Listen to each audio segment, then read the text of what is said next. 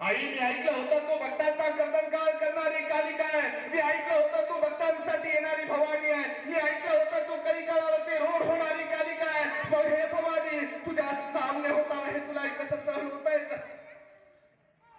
राजमाता जिजाऊ त्या भवानीच्या सामने जाताय, भवानीला जोगवा मागवताय, भवानीच्या समोर गोंधळ घालताय, भवानीला विचारताय, हे भवानी हे सगळं होताना तुला सहन कसं होत आहे? हे भवानी, त्यापेक्षा ऐसा कर, तुझ्या हातात खड्ग दे माझ्या हाती त्या मंचाचा संवार करण्यासाठी, किंवा हे भवानी करायचं, हे भवानी करायचं, तुझ्या शरीरातला औषध दे माझ्या ह्या उदरामध्ये, जो उदरातला औषध पुढे येऊन त्या मंचाचा संवार करणारा राजा जन्माला येऊ दे.